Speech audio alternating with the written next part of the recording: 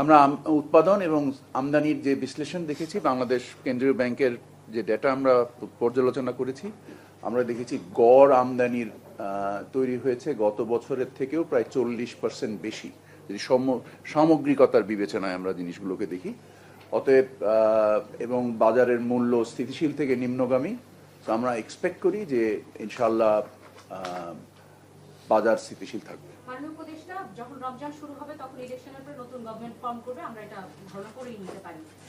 তাহলে প্রত্যেক বছর আমরা দেখি যে পণ্য সরবরাহ অনেক বেশি থাকলেও বাজার মনিটরিংটা অনেক জোরালো দরকার। তো আপনারা আসলে কি উদ্যোগ রেখে যাবেন বা কি চ্যালেঞ্জ রেখে যাবেন যারা নতুন গভর্নমেন্ট? বাণিজ্য মন্ত্রণালয়ের পক্ষ থেকে আমরা নিজেদের বাজার মনিটরিং ব্যবস্থা তো সবসময় চালু আছে, এটা প্রতিদিনই করা হয়। তাছাড়া ভোক্তা অধিকারের তরফ থেকে যে পদক্ষেপগুলো নেওয়া হয়, সেই পদক্ষেপ রমজান কেন্দ্রিক এই পদক্ষেপকে আরও রিইনফোর্স করা হয়, আরও জোরদার করা হয়, এবং এই বছরও তাই করা হবে।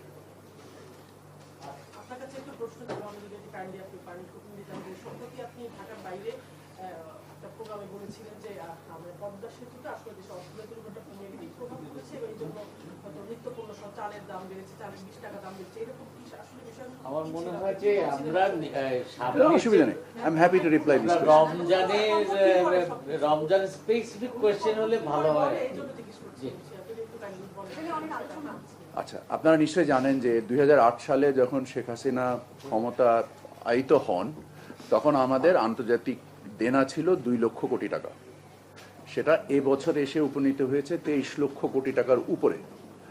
এই যে সামগ্রিক দায়, এই দায়ের জন্য আমাদের টাকার যে মূল্যমান কমেছে প্রায় 46 ভাগ। সো আপনি যদি দেখেন যে ওই 46 ভাগ মূল্য, আমি সবসময় যে কথাটা বলি যে আমাদের ব্যয় বা বিনিয়োগ হতে হবে, যে আমার ব্যয়ের উদ্বৃত্ত তৈরি করতে হবে। এবং আমরা এই ঋণ ভিত্তিক যে ব্যয়গুলো করেছি তা আমার আয় তৈরি করতে পারেনি।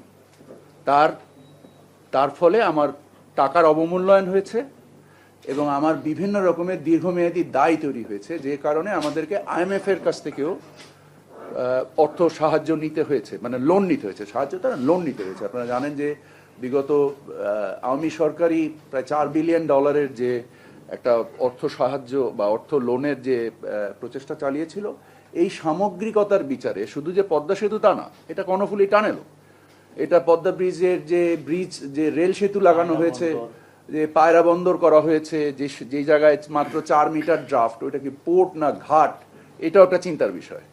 এবং বিভিন্ন রকমের যে অযাচিত এবং অপরিণামদর্শী যে প্রকল্প ব্যয় করা হয়েছে, তার একটা সামগ্রিক রিফ্লেকশন আসছে আমাদের নিত্যপণ্যের বাজারে। এটাতে অস্বীকার করার কোনো জায়গা নেই।